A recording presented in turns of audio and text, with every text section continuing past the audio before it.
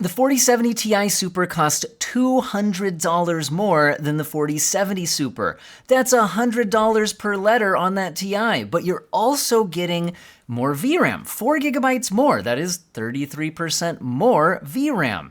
16 versus 12. Does that matter? Well, in this video, we'll test out the latest games, not just at 1080p, not just at 1440p, but also 4K resolution. But you know, using DLSS, a lot of people are going to be doing that. It actually lowers VRAM usage and boosts performance. And then what about frame generation? We'll test out games with FSR 3, we'll test out games with DLSS 3. What about path tracing modes in the latest games? Yeah, we'll look at that too. So we're going to be looking at all of the latest features, latest games, and see how these two GPUs stack up, and especially thinking about, is it worth spending the extra $200, the extra 33% more money on that 4070 Ti Super when it often doesn't deliver 33% more performance? And if you're watching this video, you are probably looking for the best value on your PC build or upgrade. And today's sponsor, Jawa.gg, is where gamers buy, build, and sell. And I can get you $10 off your first purchase at Jawa if you follow the link in the pinned comment and/or video description and use code OWEN10. Now, what is Jawa? Well, okay, first of all, if you can buy here, there's a whole bunch of used parts available, as well as entire pre-built systems at a wide variety of price points. But not only is it worth buying stuff on that used market, honestly, guys, a lot of times the used market is where the real value is at in PC building, seriously. But you can also list your own components and sell them yourself. And if you don't want to deal with waiting around for a buyer, taking the picture, setting your own listing, monitoring it, and all of that, Jawa even offers instant money for GPUs in a very quick and simple process. But what else can you do here? You know, another thing I was noticing is that they're getting a giant growing Discord community where you can look at recommendations for your build, people to talk to about all of that, as well as, advice on purchases, all of that. Anyway, tons of great stuff to check out here. And again, $10 off your first purchase using code OWEN10. Follow the link in the pinned comment and/or video description. Now, we need to figure out if spending $800 instead of $600, 33% more money, is worth it on that Ti Super. So let's run all the benchmarks, and I'll pop back out at for some final thoughts at the end. We'll start our testing with one of the best looking new games out there, Avatar: Frontiers of Pandora, which does use ray tracing at all times. There's no way to fully turn it off, although it's not a fully ray traced, path traced experience like we see in Alan Wake 2 or Cyberpunk. Anyway, at 1080p ultra settings, we are seeing 107 FPS versus 92, giving the Ti Super a 16% advantage. But I think more people would be likely to play, to buy these GPUs for 1440p displays. And now we see the 4070 Super hitting 62 FPS average in this demanding section of the benchmark, but still in a first-person shooter style game that might not be the frame rates you're looking for. The 4070 Ti Super is giving a 16% more frame rate, but that's still only 72 FPS, so they're both very, very playable, but maybe not a high refresh rate experience. But we could try kicking on DLSS quality to see what that does. And that now gets me to where I'd like to be in a first-person shooter, single-player game, and the 80 to 100 FPS range feels pretty good. And we're getting the 4070 Super now at 95, and the 4070 Ti Super ahead by 14% at 108. So now they're definitely doing well when using upscaling. However, I also wanted to show that you could use frame generation in this game as well, although it only has FSR 3 frame generation, and that does lock you into the FSR upscaling pipeline. So I would say the upscale looks slightly not as good now, but we are getting a lot of generated frames. Keep in mind the responsiveness and image quality of generated frames aren't quite as good as if you achieve the frame rate natively, but we're from a high enough base frame rate that this does look and feel pretty good. If you want to get a higher refresh rate without any upscaling or frame generation trickery, you could just try turning down to the high settings rather than ultra. And now the 4070 Super is at 80 FPS and the Ti is at 99. That's actually giving it a 24% advantage now and a 23% advantage in the 1% lows. So it seems like the high preset somehow scales a little bit better on the Ti than the Ultra preset did, which is kind of interesting.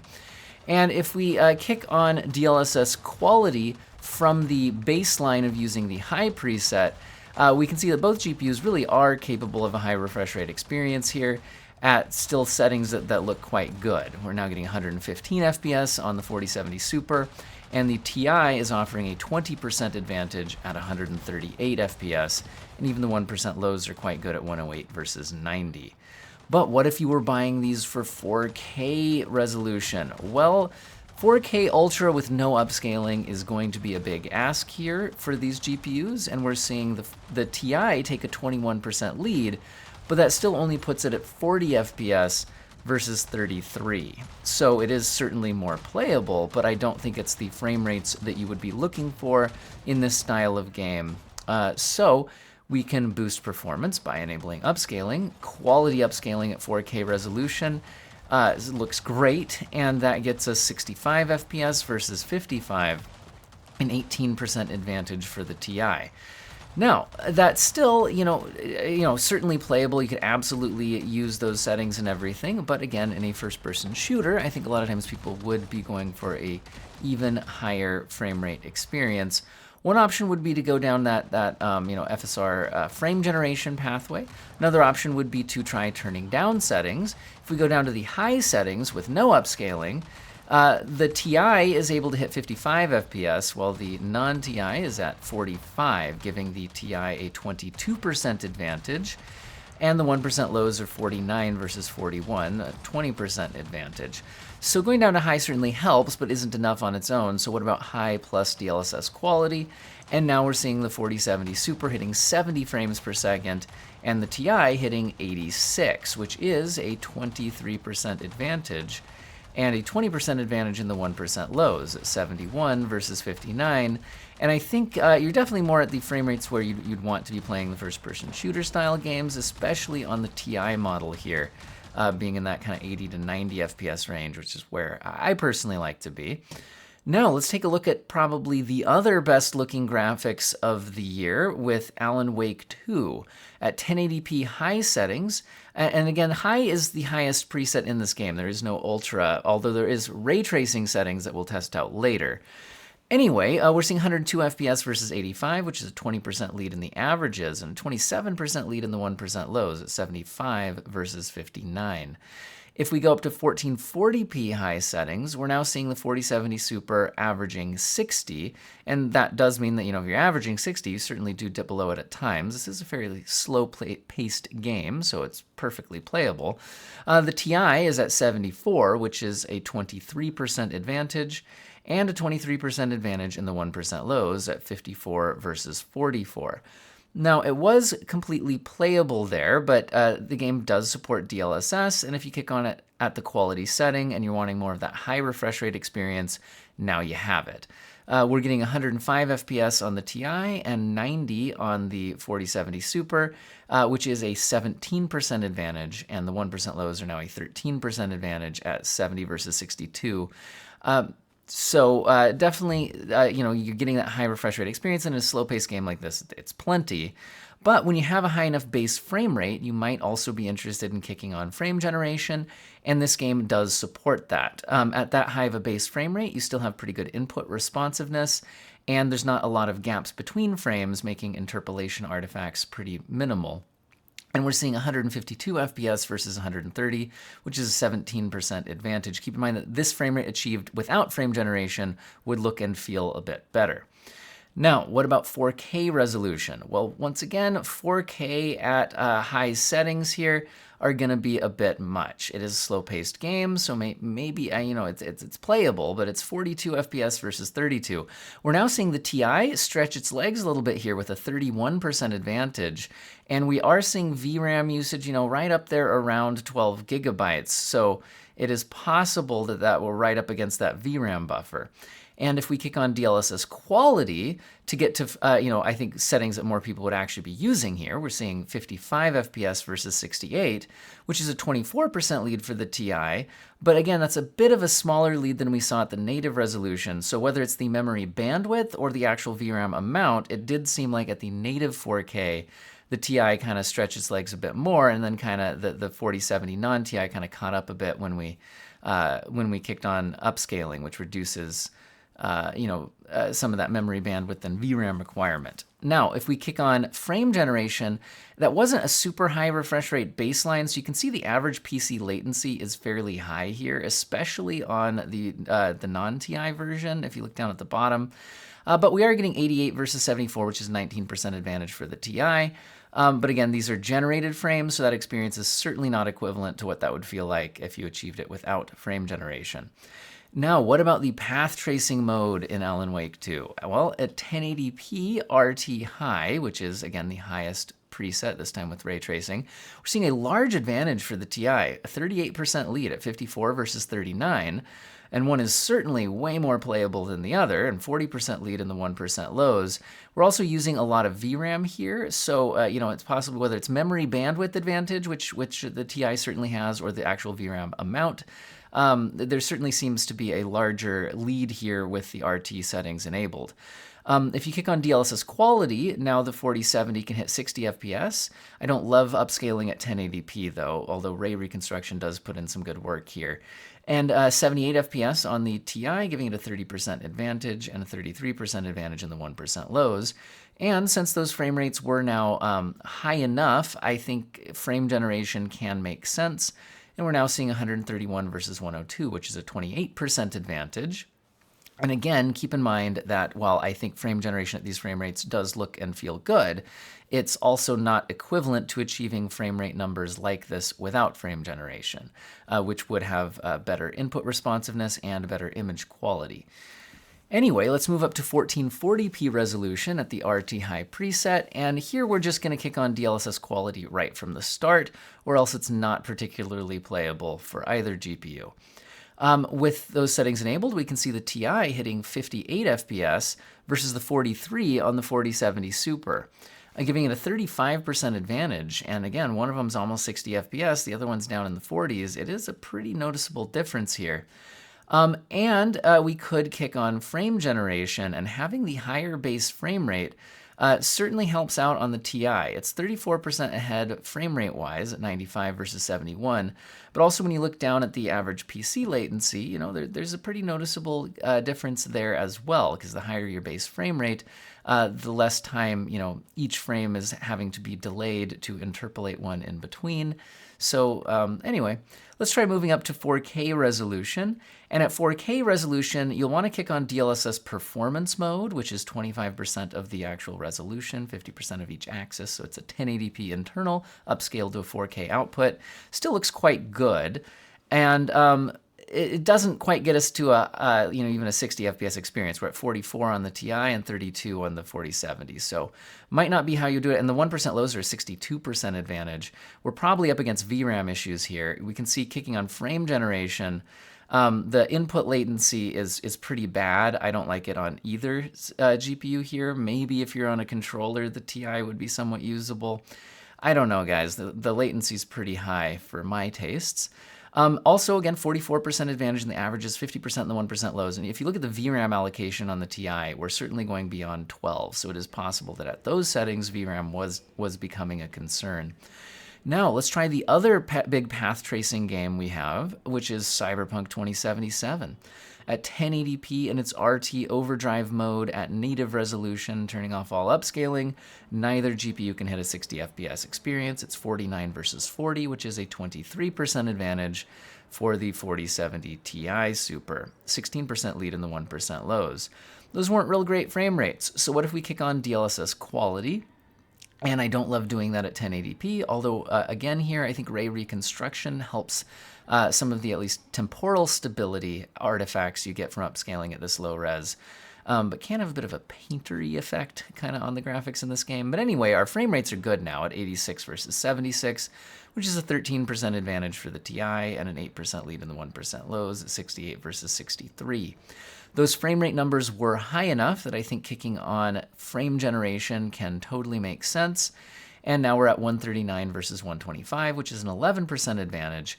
And the PC latency looks low enough that this will feel responsive, and it will look pretty good. Although keep in mind, again, this kind of frame rate achieved without frame generation would both look and feel a little bit better.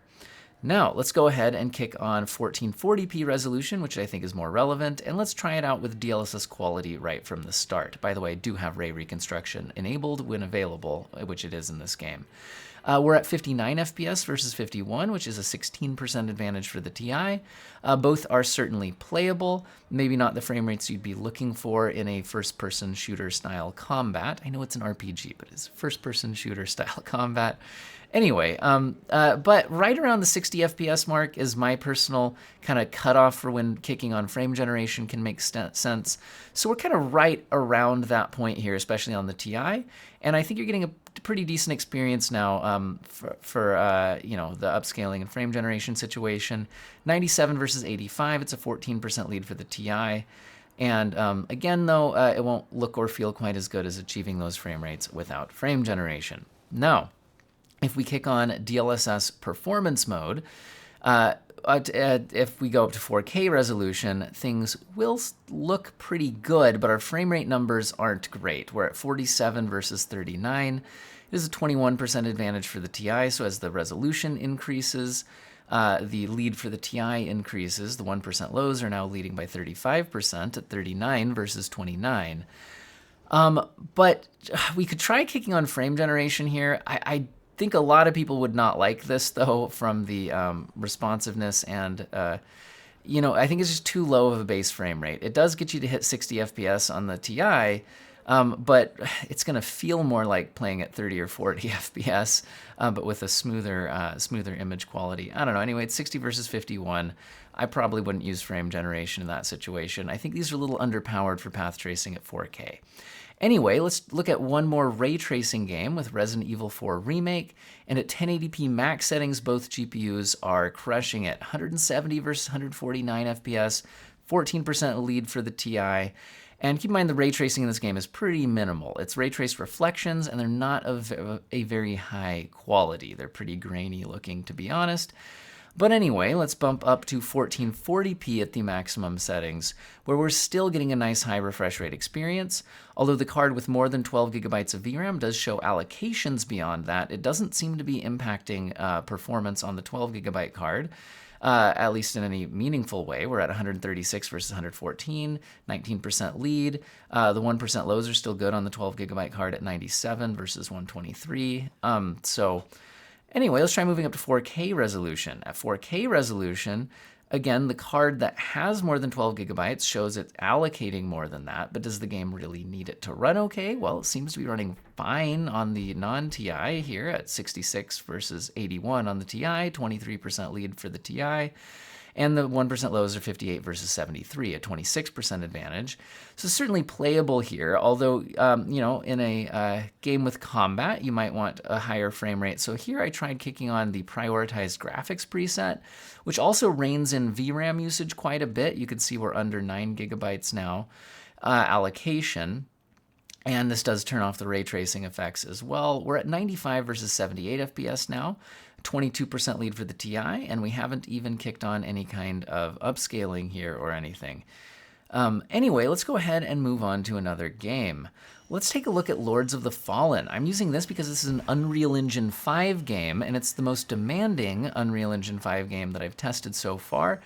Even at 1080p resolution, if you're at the ultra settings, these GPUs aren't even a super high refresh rate experience. We're at 74 versus 84, 14% lead for the TI, 18% lead in the 1% lows. The 1% lows, by the way, get affected pretty heavily by traversal stutter, which can be an issue in a lot of Unreal Engine games as you load into new areas. If we move up to 1440p Ultra, we can see that the 4070 isn't even averaging 60 FPS. It's at 53. and the TI is averaging 62. It is a 17% lead. The 1% lows are 45 versus 41. Again, as we round this corner, see the frame time graph spike as it loads into the new area. So that's where a lot of those frame time spikes are coming from. That can be an issue in a lot of Unreal Engine games. Although Unreal Engine 5 responds really well to upscaling. As you lower the internal resolution, frame rate numbers go way up. So if we kick on DLSS quality, we go all the way from low 50s on the 4070 to 83, and the TI jumps all the way up from a little over 60 to 93, giving it a 12% advantage, and now you're getting a pretty good experience here frame rate wise. So we do respond really well to upscaling in this engine. Now, if we move up to 4K resolution, again, another way of saying the engine responds well to upscaling is a way of saying that that increasing the resolution is extremely demanding on performance. So if we go up to 4K Ultra with no upscaling, we're only hitting 29 on the 4070 and 35 on the TI. That's a 21% advantage, and a 21% lead in the 1% lows at 29 versus 24, but I just don't think these would be the settings you would use. So taking advantage of the upscaling performance benefit in this engine, if we just kick on DLSS quality, we jump all the way to 52 on the 4070 and 61 on the TI, giving it a 17% advantage. Now, that might be the frame rates you're looking for. If you wanted to go further, you could certainly go down to high settings or at 4K resolution. DLSS balanced or even performance can look pretty good. So you could certainly get more performance going here, but let's jump into a different Unreal Engine 5 game to test.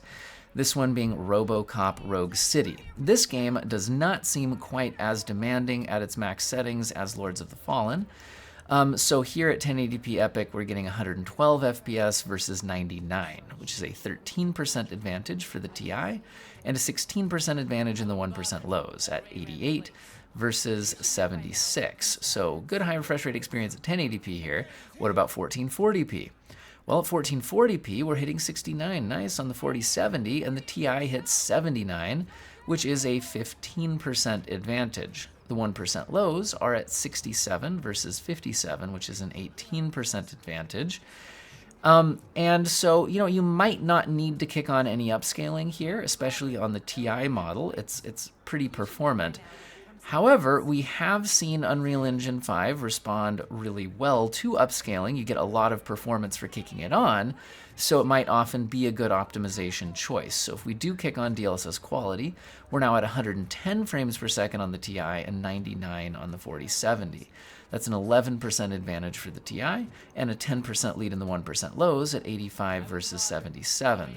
So very good experience here. It's also a high enough base frame rate that kicking on frame generation will smooth things out even more on a high refresh rate display without too much of a hit to latency or image quality.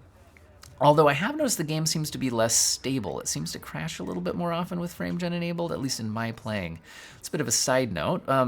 We're at 157 versus 151 now. By the way, Lords of the Fallen didn't have frame generation enabled in the current build. It had it at launch, but they actually took it out of the game due to crashing issues. So I'm wondering if that's a bit of a common problem in Unreal Engine 5. I'm with frame generation implementations currently. Just curious. Anyway, if we move up to 4K resolution, Epic settings without any upscaling, again, we see that is quite demanding here. It's playable, but probably not the settings you would choose to play at. 43 FPS versus 37 is giving the TI a 16% lead in the averages. But what if we kick on DLSS quality? Again, we're seeing Unreal Engine 5 respond very well to upscaling, lowering that internal resolution, really boosts frame rate. So the TI is now hitting 68 frames per second, and the non-TI is at 58. It's a 17% advantage, and the 1% lows are 14% advantage at 57 versus 50.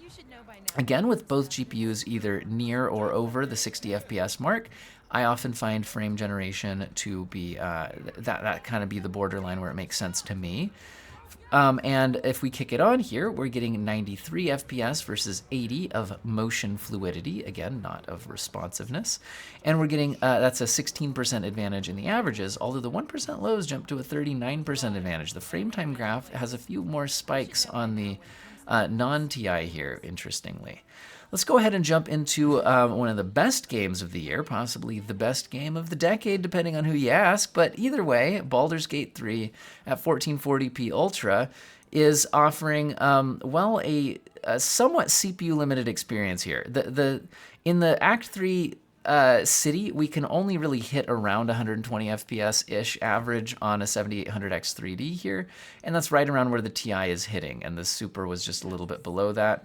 So if we move up to 4K resolution, where we're a little bit more GPU-bound, mostly GPU-bound here, although the frame time graph's looking spiky on the TI. I don't like my benchmark run here for the 1% lows. I think I'm gonna have to change it at some point in the future because I get these unpredictable spikes sometimes on the frame time graphs, which are affecting the 1% lows on one card more than the other. I don't like that. But anyway, it's 81 versus 69. It's 17% lead, and both GPUs can definitely handle Baldur's Gate 3, which is kind of the point.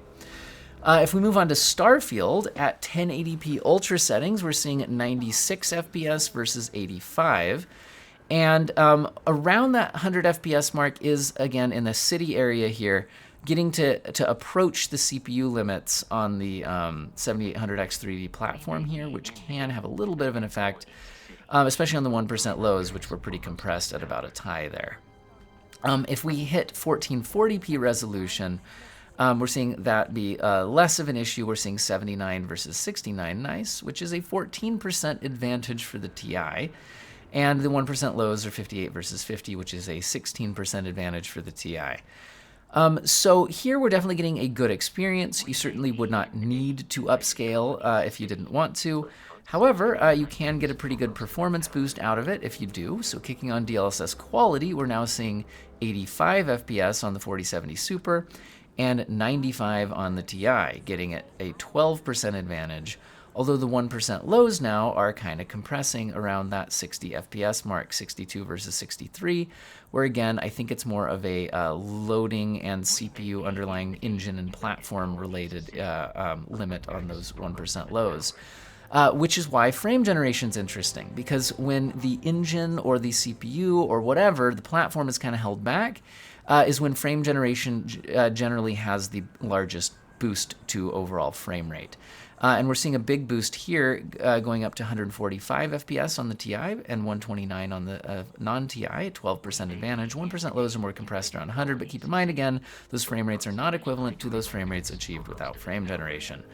What about 4K Ultra settings? Well, the TI can hit 53 FPS here, which is giving it a 29% lead over the non-TI at 41 FPS, which is interesting. So another case where the higher resolution seems to be benefiting here, definitely not by VRAM capacity, neither one's even over 9 gigabytes, but perhaps memory bandwidth, which is another place where the TI has a pretty big advantage in the specs sheet. Anyway, if we kick on DLSS quality, the gap closes a bit down to a 20% lead for the TI, and overall frame rates are more like what you would be looking for. We're hitting 60 FPS on the 4070 and 72 on the TI. The 1% lows, again, though, are kind of more compressed together, this time at 50 versus 48, where, again, I think it's kind of the underlying game causing those limits there. If we kick on frame generation now, again, having that 60-ish baseline can work pretty well with frame generation. We're now seeing 84 FPS on the 4070 and 99 on the TI, which is an 18% advantage in the averages. We're now seeing a 22% lead in the 1% lows at 84 versus 69. Nice. Anyway, this is, again, not equivalent to achieving frame rates this high without frame generation, but it does smooth things out nicely on a high refresh rate display. Let's take a look at one more game with Call of Duty Modern Warfare 3 at the basic preset, assuming that people playing competitive games would be likely to turn down graphic settings to chase the higher frame rates. Here we're seeing them pretty compressed together at 328 versus 318. It's only a 3% lead for the TI and a 5% lead in the 1% lows. Again, it's 1080p at really low settings, so it is likely we're seeing some underlying limits of the rest of the platform. And if we move up to 1440p resolution, the TI now expands its lead to 8%, which still isn't mind-blowing or anything. It's 255 versus 236 in 160 on the averages, and 167 versus 154 in the 1% lows, which is an 8% advantage for the TI and the 1% lows, as well as the averages. Let's go ahead and check out 4K resolution. So at 4K basic settings, but no upscaling, we're seeing 158 versus 138, which is a 14% advantage.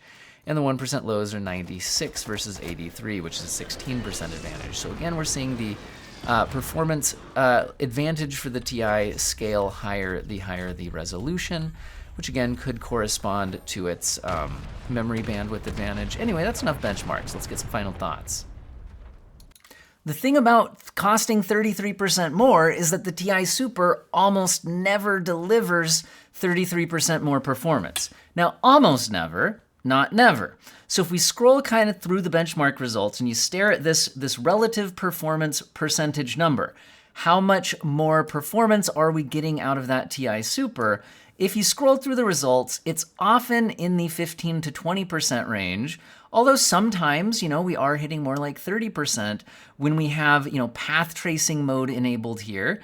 We 35% here, okay, it's actually scaling evenly in price to performance with path tracing in Alan Wake 2 with DLSS quality. Again, we're using a lot of VRAM, and also I think it's just memory bandwidth, because again, with the additional VRAM, the 4070 Ti Super also has a lot more memory bandwidth, which can pay off in certain specific situations. So again, these path tracing modes, especially as you move up resolution to 4K, hey, at 4K resolution here, with path tracing mode enabled, the card that has more than 12 gigabytes of VRAM is allocating a bit more than 12 gigabytes of VRAM. I think it pops up, and then if you kick on frame generation, that can allocate a bit more. And that's where, now we're seeing a 44% performance lead and a big lead in the 1% lows. So in other words, are there situations where having that additional VRAM, memory bandwidth, and raw performance all pay off and make the 4070 Ti Super the better, the better option in that situation? Sure, but look at the situation we're running here. This is 4K path tracing mode.